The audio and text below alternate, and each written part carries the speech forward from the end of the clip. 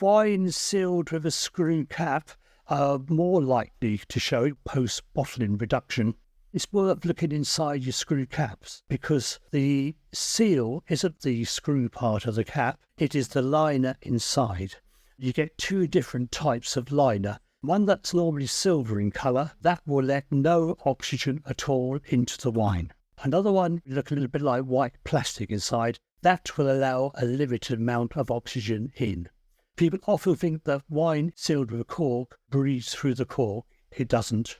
Any oxygen that comes into the wine was actually contained in the cork in the first place. It gets slowly released into the wine. Ah, I didn't know that. Wow. Very cool. I love these science nerdy things. So screw caps, it's better if there's generally the white capsule at the top? The white liner can be very, very good.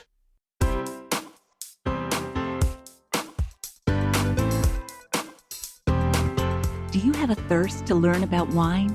Do you love stories about wonderfully obsessive people, hauntingly beautiful places, and amusingly awkward social situations? Well, that's the blend here on the Unreserved Wine Talk podcast.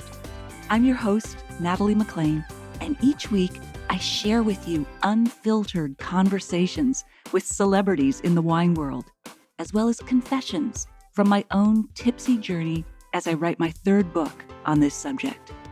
I'm so glad you're here. Now pass me that bottle, please, and let's get started. Welcome to episode 269. When it comes to wine, what do descriptors like musty attic, rotten eggs, and band-aids mean? How does a wine's packaging make it more susceptible to faults? And are there ways you can fix a faulted wine at home rather than having to throw out the bottle or return it? In today's episode, you'll hear stories and tips that answer those questions in our chat with Keith Grainger, author of Wine Faults and Flaws, a practical guide which won the coveted 2022 Prix de Roi. This is part 2 of our conversation, but you don't need to have listened to part 1 first. If you missed it, go back after you finish this episode. One of you is going to win a personally signed copy of his terrific hardcover book that retails for $220. All you have to do is email me and let me know that you'd like to win Keith's book. I'll choose someone randomly from those who contact me at natalie@nataliemclean.com. In personal news, I've just sent a sound clip to Tantor Media, one of the largest audiobook producers in the U.S. that has published some of my favorite authors. Although we've signed the deal, the clip is an audio audition of me reading from Wine Witch on Fire, Rising from the Ashes of Divorce, Defamation, and Drinking Too Much. This is such a personal book for me that I hope they'll allow me to narrate it versus hiring an actor. The other challenge is getting the sound quality high enough such that they'll let me record from home versus having to spend a week in Toronto at their studio. At home, I can space out the recordings without going hoarse, as it's quite a strain on the voice to read with emotion and energy 4 to 6 hours a day. I know, because I did that for my first book, Red, White, and Drunk All Over, A Wine-Soaked Journey from Grape to Glass, which you can get from audible.com. My wonderful podcast editor, Alex, gave me some excellent advice about positioning my microphone, as well as feedback on the various places I recorded sound clips around my house so that I could send in the best one. Thank goodness, I will not have to jam myself into a small closet to get the best acoustics. It was claustrophobic in there. Anywho, I should know very soon whether or not I'll get the green light to narrate it and or to be able to do it from home. Please keep your fingers crossed for me. If you haven't got your copy of Wine Witch on Fire yet and would like to support it and this podcast that I do for you on a volunteer basis to ensure it continues, please order it from any online book retailer, no matter where you live. It usually arrives in a day or two, and of course, the ebook is instant. Every little bit helps spread the message in this book of hope, justice, and resilience. I'll put a link in the show notes to all the retailers worldwide, at nataliemaclean.com/269. If you've read the book or are reading it, I'd love to hear from you at natalie@nataliemaclean.com. I'm also on a mission to find and review the best low and no alcohol wines, mixed drinks, spirits, and beers on the market. I've discovered some wonderful surprises, so I'll include a link in the show notes with the ones that I've found so far. I'd love to hear from you if you have any brands to recommend that I try. Okay, on with the show.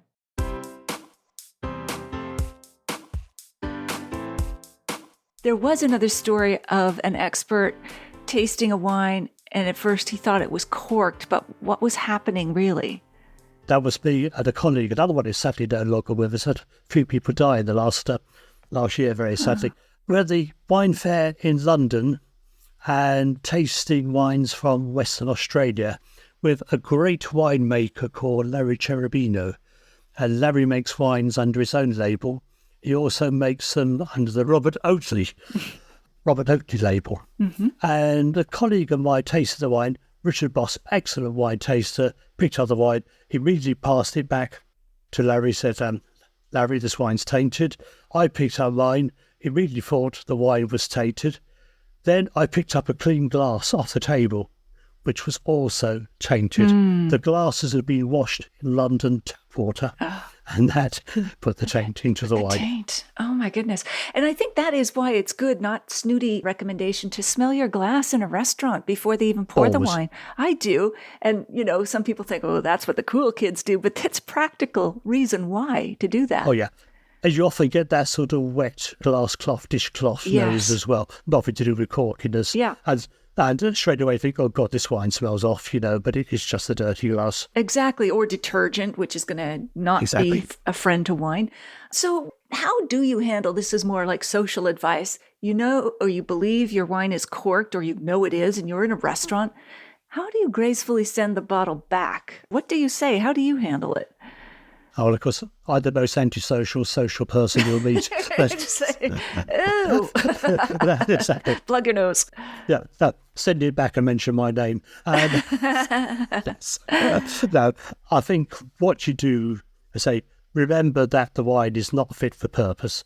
And I personally would say, I very rarely send a wine back, but this one's really undrinkable. It really is faulty. Yeah.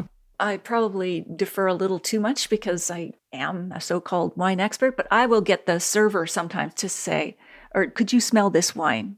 And often they'll pick it up right away. And then I'm sort of in collusion with them saying, oh, yeah, it's a bad bottle. But I would push the point if they said, nope, pas de problème, madame. Yeah, exactly. Just say you're an influencer, so you should. Yeah, exactly. But one point I will just make back to the halo aerosol, the cork taint. In sparkling wines, it's detectable at a really, really low level. And I gave my grain of wheat, but we're looking at 1/10 of a grain of wheat. And therefore, you're far more likely to notice it on sparkling wines. But once again, never think twice about sending them back, because sparkling wines are so delicate. Yes. Why is it more detectable in a sparkling wine? Probably simply because the way the aromas are working, the way the fizz is making all the aromas more volatile. Okay. So you get it quite quickly. Here's a little hint at home. Sure. If in any doubt if the wine is, I'll use the word corked again, pour some into another glass and add about twice the amount of mineral water, not tap water, just still mineral water. If the aroma is the same or greater, it is the corkiness halo aerosol problem. Okay. If it's diminished, it is not. It is something else. Neat little science trick. Yes, as long as it's not Chateau Margaux or something. Exactly. Watering down. So too much oxygen is also the enemy of wine, as it is to a lot of other substances. Air makes nails rust, fruit turn brown. Wine tastes stale and turn a deep yellowish or brownish color. Oxidized wine is another sort of bacterially related fault, or it's a fault, right? Not a taint? Yeah, let me say straight away, it can be chemical. Okay. It can be enzymes, and on some occasions it can be bacterial. Chemical oxidation is the most likely you will find. I'm not going to distinguish between these today. Sure. Thank you. No, I understand, and not to dismiss the science, but yes, just to some more general generalizations that we can keep in mind.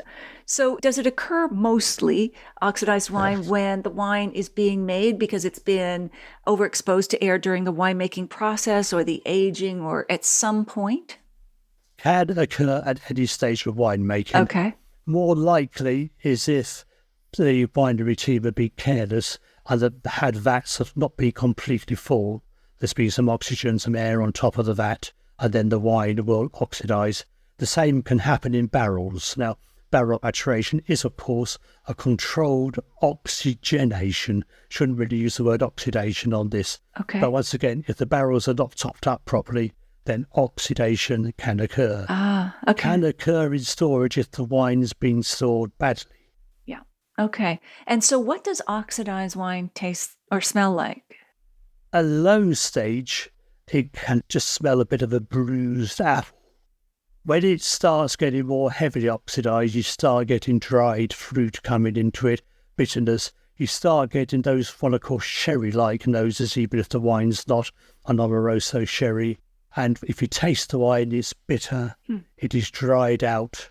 And sometimes when wines have got oxidation, they can also become very vegetal, so very cabbagey, Brussels sprout.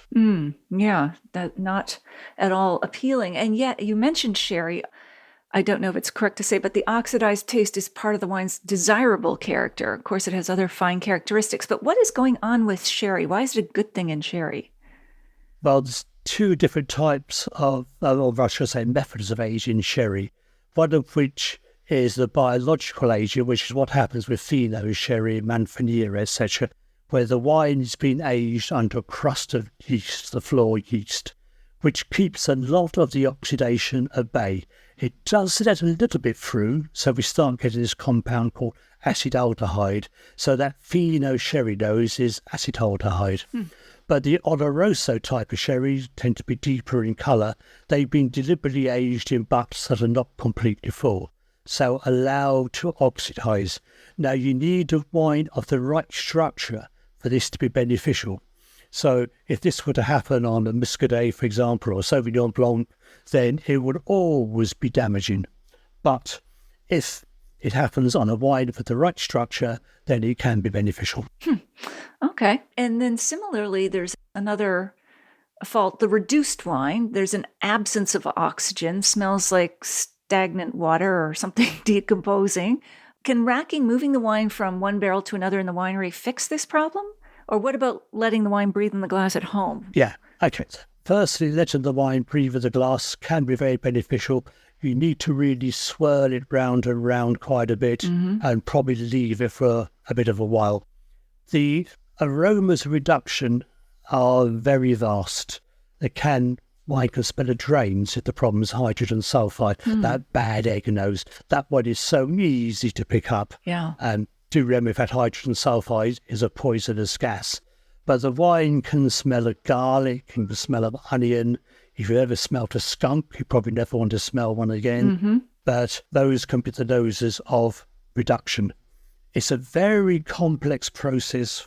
Once again, wine sealed with a screw cap are more likely to show what is called post-bottling reduction. And it's perhaps worth looking inside your screw caps, because the seal isn't, of course, the screw part of the cap. It is the liner inside. Okay. And you get two different types of liner. One that's normally silver in colour, which is what is called a sarin tin liner. Okay. And that will let no oxygen at all into the wine. Another one is what is called a Saranex liner, and those normally look a little bit like white plastic inside. That will allow a limited amount of oxygen in. Okay. But certainly, since the advent of screw caps, many producers have been having to change their winemaking, change how much sulfur dioxide they're adding to the wine to fit the closure. Now, I don't think that's a good thing. No? I think the closure should fit the wine, Okay. and not the winemaking the other way round. There is a producer of synthetic closures called Cork, who make closures with different oxygen transmission rates, and the winery choose which type they want, how much oxygen they want to get into the wine.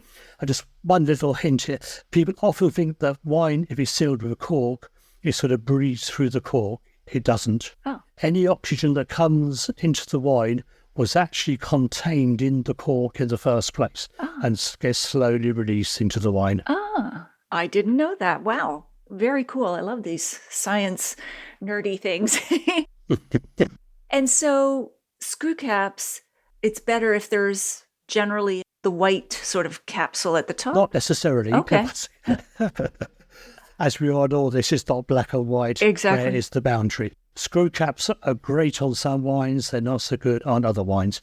But a wine with a short shelf life, and I'm talking, for example, a Sauvignon Blanc, generally speaking, people will drink within 2 years or so of the harvest. Yes. The Syrah Next, the white liner, can be very, very good. Okay. Something that's going to be kept for longer, probably the Syrah Tin Liner. The airtight. That is ultra simplistic. Any of your listeners are in the closure industry, they're probably going to tear me apart and trying to be so simple. They can get your book and realize that there's more depth, of course, behind your answers.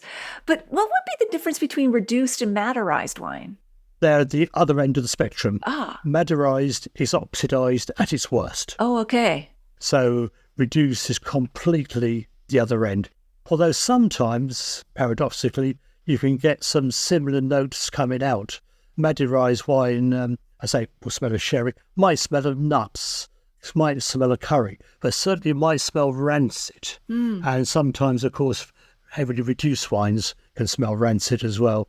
But technically speaking, other ends of the spectrum. Okay. And is Maderized wine, when it's faulted like that, does it also smell like cooked or old or fatigued? Yes, okay. yeah. Okay. Because when making Madeiras go through the estufo process where the wines are deliberately heated up. Yeah. But while you're talking about cooked, say some problems are on the increase, and heat damaged wine, which can become Maderized wine, is a problem. And that certainly is when the wine tastes cooked. You can often tell it if a wine's sealed with a cork. If the cork seems slightly raised in the bottle, the wine's probably got too hot at some point in its life cycle. Most likely when it's been shipped, sitting on the dockside or in the containers on the ship. And in these days, when everyone's trying to save energy and fuel, ships in many cases are getting cooler. People aren't paying for air-conditioned containers. The wine can actually get up to 40 degrees C in those containers, so well over 100 degrees Fahrenheit. Oh, my goodness. And so could leaving a wine in your trunk of your car on a hot summer's day Maderize it? Would it happen that quickly? Just ask my principal in Cyprus. Okay. Distributing wine in Cyprus is not so easy. And quite often the salespeople, not only selling the wine, they're also delivering the wine, will pick it up one day, leave it in the car, i.e. pick it up on a Friday for delivery on Monday. Oh. And then it's cooked? Yeah. Or could be? Then it's cooked, okay. well and truly. All And right. then, of course, no one blames the delivery guy, they all blame the winery. Of course. So, and just to go back, you mentioned Madeira. So that's the fortified wine from southwest Portugal, an island that's purposely cooked 3 to 6 times. So why, again, like sherry, why is this desirable in Madeira and not in other wines? It's down to the structure of the wine, Of the wine really. again. Okay, yeah. Madeira, say, this volcanic island just off quite. In fact, it's nearer Africa than Portugal, although it's owned by Portugal. But these are these big, heavy, structured wines. In fact, the idea of cooking the wine came by accident, of course, when the ships were getting becalmed in the sun. Nobody like us talking about the heat damage. Paradoxically, they found the wine was better in the destination than when it left the departure port. Fascinating. And let's go back to Brettanomyces, which is part of the yeast family and often referred to as the cool kids by Brett. Can make some wines smell like barnyard. You quoted someone as saying grape Burgundy should smell like Yes. That is not my quote. I take right. You were quoting somebody. Yeah. I was quoting Anthony Hansen, a great Burgundy expert, and in the first edition of his book on Burgundy in 1982, he said Great Burgundy smells of shit. By the time he got to the second edition, he realised that wasn't really the case, and that the wines had been, in factories, were not contaminated, because this is made within the wine by the actions of this rogue yeast, Brettanomyces. And so But still, today, some people consider that barnyard, euphemistically, the barnyard smell in Burgundy desirable. So what is it? Is it just a preference, or is this truly a fault or a taint or whatever? It depends where you're coming from. Okay. A number of my colleagues say I, meaning they, are an objective taster. I, Keith Grainger, I am not an objective taster. I am a subjective taster, because we cannot be objective. It's like trying to be honest. We strive to be, but we cannot be. Sure. We're influenced by culture, by education, by training, where we come from, what we've grown up with, you name it. So to a new world winemaker, Britannomyces, generally speaking, is a major, major fault, be they from Australia, New Zealand, California. To someone in France, and let me use the Rhone Valley as an example, where lots of the wines showed the compounds of Britannomyces, it is part of the terroir. It is what is making this wine individual. So there is no black or white, except to say, to my mind, a little bit adds a bit of spice, a little bit of, how should we put it, a little bit of edginess, makes the wine a little bit different. A lot makes the wine undrinkable. Sure. Back to my boundary. Absolutely. Challenge. And that is the case with a lot of things. Like a little bit of oak might be nice, but a lot of oak can mask the actual wine itself. The best analogy I can give is like watching a comedian. And this comedian is very risque and is going very near the line. It's highly amusing. And then they go over the line and they just become crude. Very good analogy. Love it. Excellent. Now, a lot of people are concerned about sulfites. They think they're allergic to them and so on. This is the preservative sulfur dioxide, or SO2, that's added to wine to give it a longer shelf life. And just so listeners know, sulfites exist in nature and are in all wines. Even if it says no sulfites added, it's still there. Correct. But in large amounts, of course, it can smell like rotten eggs. But should people worry about sulfites as much as they do? Okay, first thing, just I need to distinguish between the nose of excess sulfur dioxide and sulfites and the reduced wine, which are volatile sulfur compounds. So once again, today I'm not going to go into the whys and wherefores, but if a wine smells of rotten eggs, it's got volatile sulfur compounds, it is reduced. Okay. If it smells of sulfur, that's like striking a match. Yes. Or remember when I'm sure they're still doing, and they kind of do roast chestnuts on the coke brazier in the street. That smell of burning coke, that is excess sulfur dioxide. Now, that is sloppy winemaking. There is no doubt about it. The amount of sulfur dioxide that can go into any wine is regulated by law in every major market. The actual technical amount can vary a little bit from market to market, but it is regulated. And the amount that's in wine tends to be less than many other things people eat or drink without thinking about it. Orange juice can have sulfites added. Dried fruits, sultanas, raisins, etc. And I've heard that, like, how do they compare it? A glass of orange juice has more sulfites in it than a whole entire bottle of wine. It can do. Yeah, okay. So should people be worried? First, if you suffer from asthma, the answer is definitely yes, because you can have problems. Generally speaking, authorities are trying to reduce the amount of sulphur in wine, and the limits get reduced every decade or two.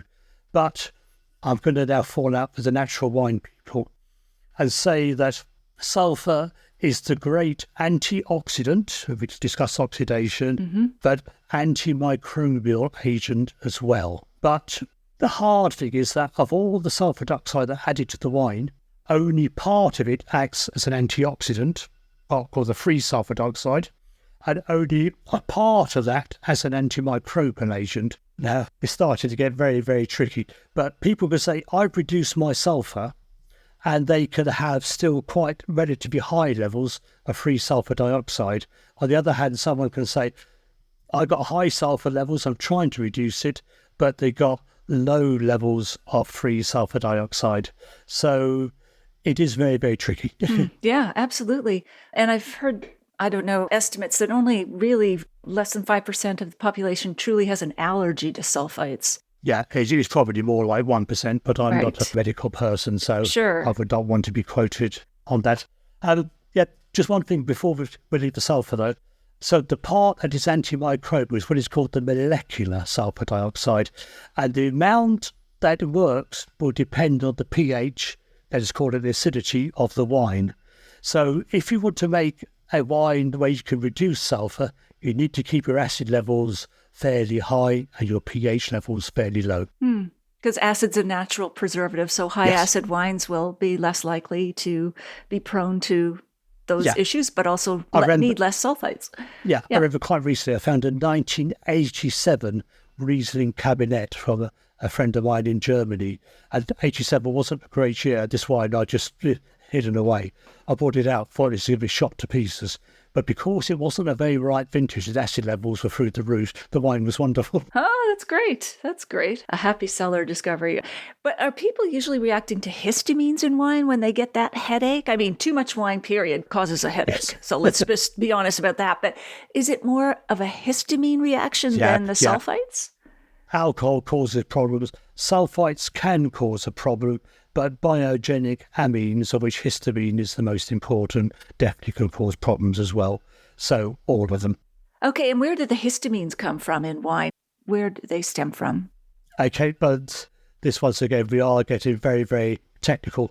We are looking at actions of lactic acid bacteria on amino acids in the wine, but I can't explain that as simple as I'm very careful to say is that there's one of my colleagues always all too technical you want to understand.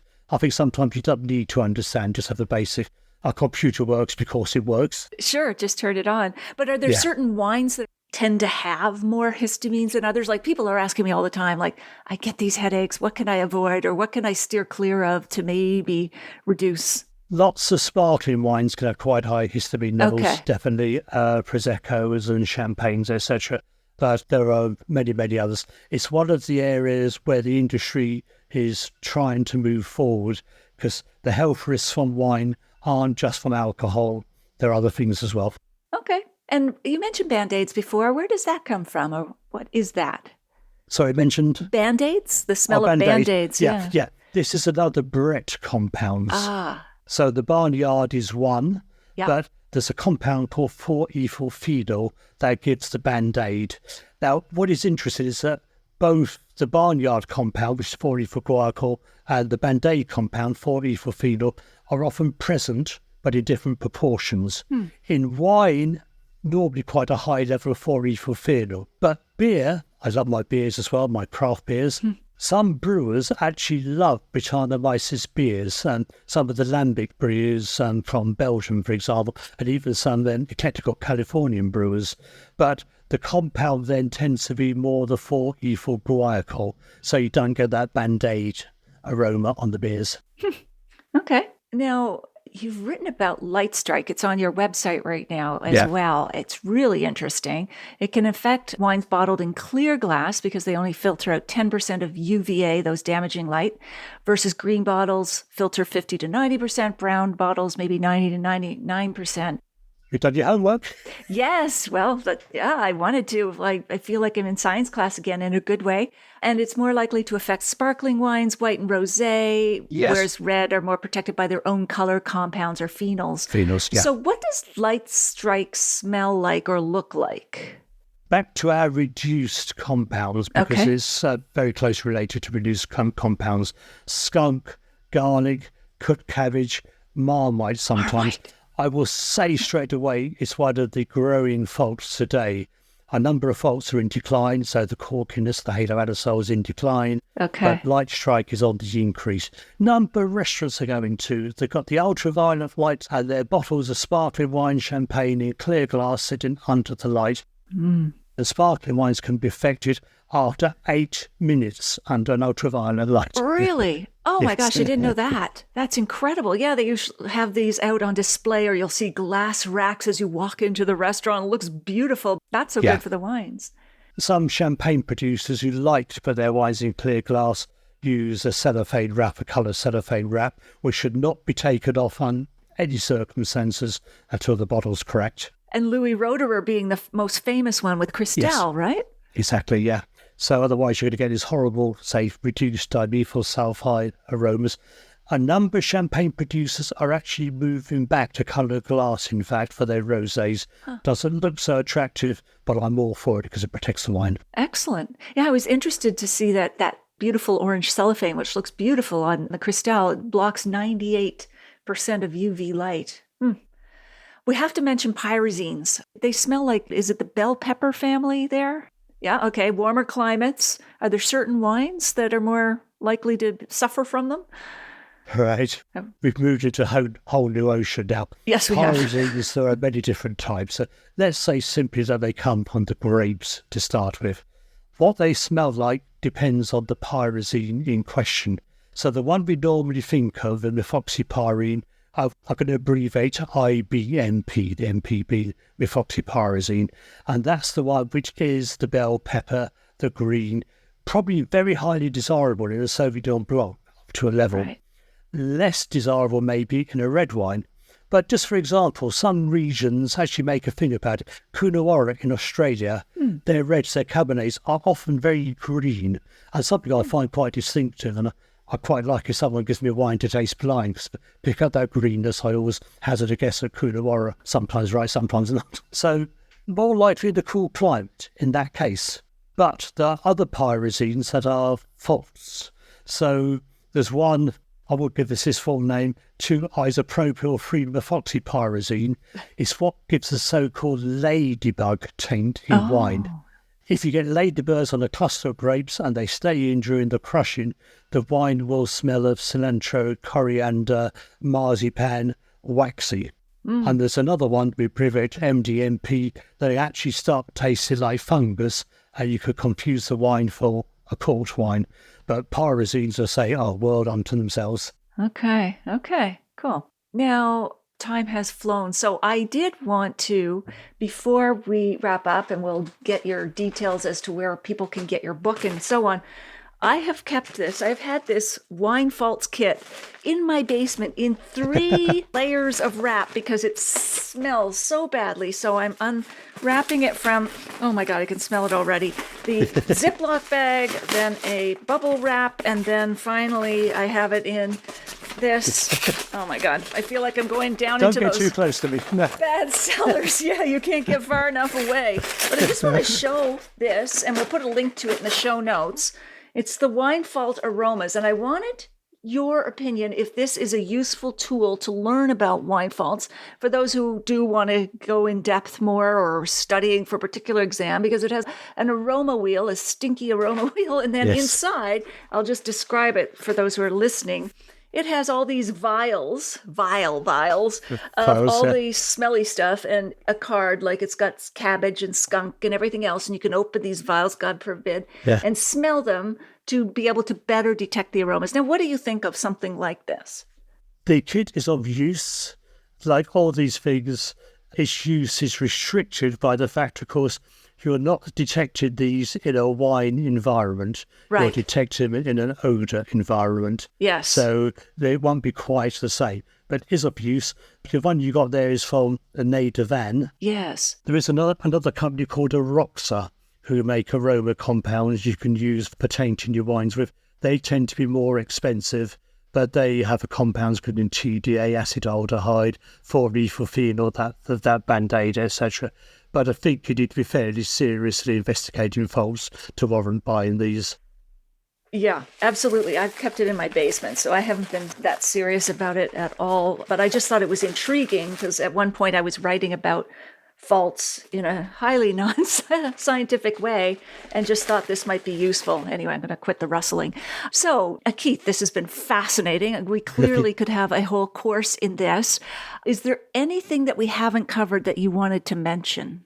Yeah, just some personal things. Yes. Probably. Absolutely. I strongly disagree that wine should be assessed using a point scoring system. Okay. And quite often then, we could have the stupid situation of a point scoring system. A wine's got a fault, but if you accumulated your points, the fault, or the level of the fault, is negated by using the points. But in any event, I think we should look at wine as an art, not as a science. And if you go to see a play, if you go to see a concert, if you go to see I Love Opera, I wouldn't say that Tosca's a 99-point opera and Jonas Kaufmann was a 98-point tenor generally, but 96 points off the night. That is True. Absolutely crazy. You say exactly how much you enjoy it. A little trick maybe for your viewers, for those who are not viewing, you have a slight problem here. My best wine gadget. Yes. Lots of people swear by various corkscrews and obviously caravan and things like that. Absolutely. Here is my best wine gadget. Okay. Remember, I'm in England. This is a 2p coin. Ah. Or we could have a 1p coin. Okay. But you've got your nickels and dimes and you name it. You need a coin with some copper. Copper. Okay. In the manufacture. Penny. When you get a wine that smells reduced, the skunk, the garlic, the onion, put the coin in the glass of wine, swirl it round, and after a minute or so, the wine will taste much less reduced. It will take a bit of the flavour out as well, it must be said. Okay. And just another little tip on that, if you get a wine that is badly corked, anise or tainted, and you can't send it back, you've had it in your cellar for 10 years, try getting some what we call cling wrap. I think you call saran wrap, probably. Yes, yeah. Crunch up maybe a square metre of it into a glass of wine. Put it in there, swirl it round and round and round, and after about 3 minutes, it would have taken some of that taint out of the wine. Really? Not all of it, but some of it. Those are fascinating tricks. I love those tips and tricks, and we'll put them all in the show notes as well. That is great, Keith. Anything else you'd like to mention before we ask where we can find you online and all that sort of thing? Yeah, just once again, we're slightly off topic. I remember when we were doing our internet to and fro before this, you asked if I could share a bottle of wine with any person outside the wine world, who would it be? And the person I could give is probably quite a surprise. It's a composer and conductor and trumpet player called Ennio Morricone.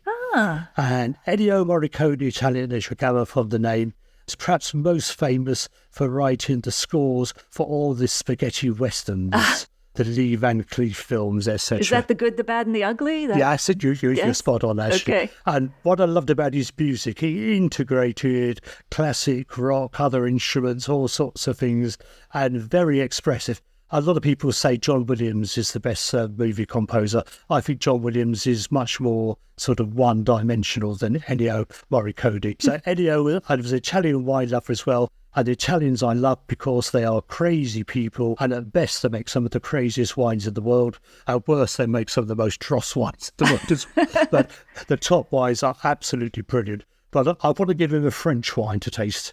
Actually, would to be a Chateau Haut-Brion, but not the red wine, the white wine, Chateau Haut-Brion Blanc, which is very rare. And I tasted it just a couple of years ago. Actually, it was at a dinner. I was lucky enough to be at Chateau Latour having a dinner, and they served the Haut-Brion Blanc. And sitting just diagonally across from me was Oz Clarke, the English wine writer.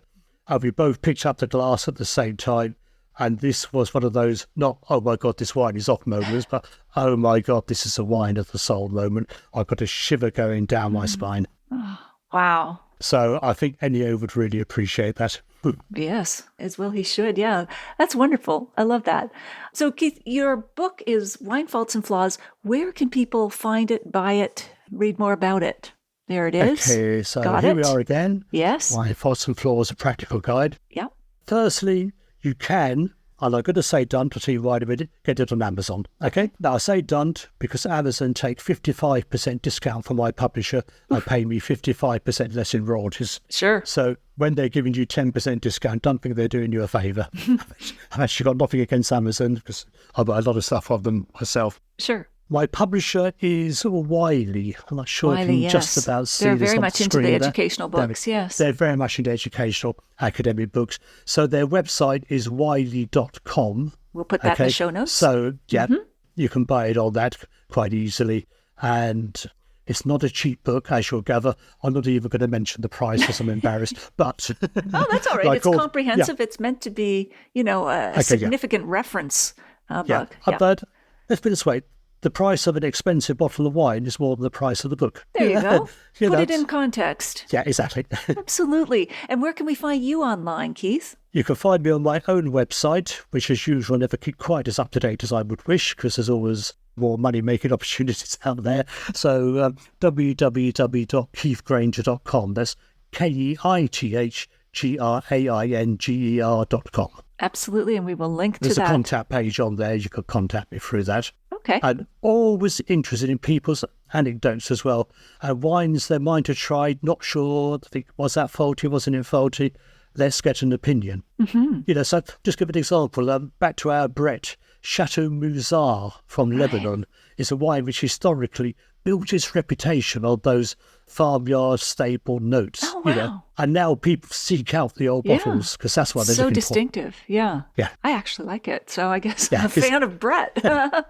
Thank you so much, Keith. We appreciate your time, your expertise, and your patience with non-scientific nerds like me.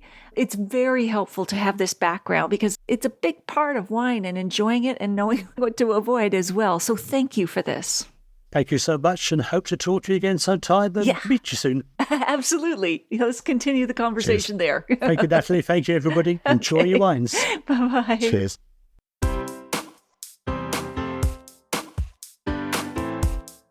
Well, there you have it. I hope you enjoyed our chat with Keith. Here are my takeaways. Number 1, Keith's explanation of descriptors like musty attic, rotten eggs, and Band-Aids was very helpful.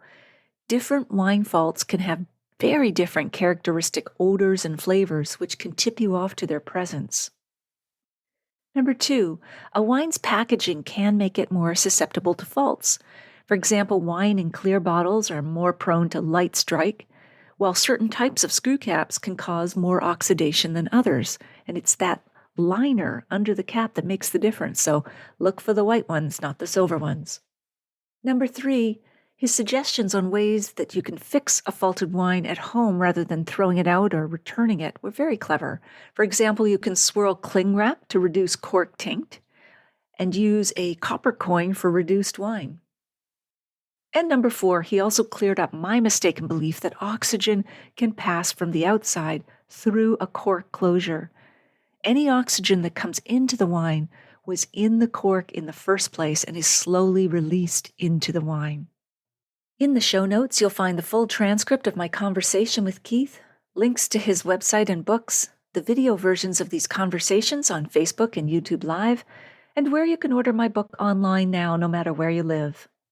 You can also find a link to take a free online wine and food pairing class with me. It's called The 5 Wine and Food Pairing Mistakes That Can Ruin Your Dinner and How to Fix Them Forever. That's at nataliemclean.com/class. And all of this is in the show notes at nataliemclean.com/269.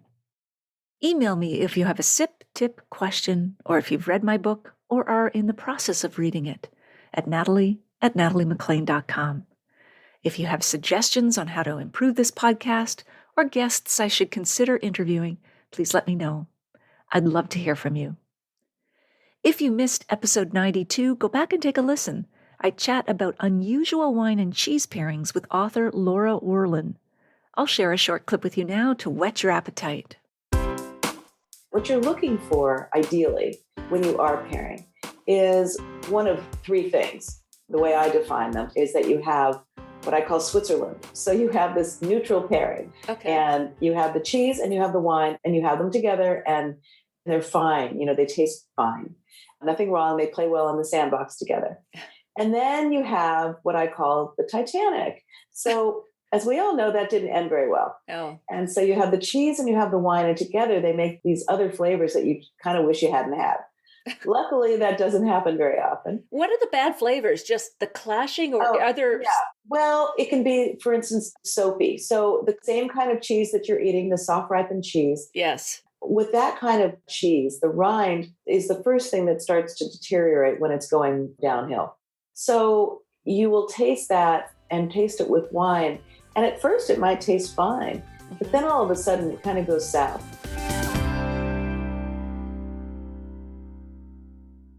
You won't want to miss next week when we chat with Vanessa Price, the author of the best-selling book, Big Macs and Burgundy, Wine Pairings for the Real World. She's also the wine expert for The Today Show. She joins us from her home in New York City. If you like this episode, please email or tell one friend about it this week, especially someone you know who'd be interested in the wines, tips, and stories we shared. It's easy to find my podcast. Just tell them to search for Natalie McLean Wine on their favorite podcast app. Thank you for taking the time to join me here. I hope something great is in your glass this week. Perhaps a wine that has aged to faultless perfection.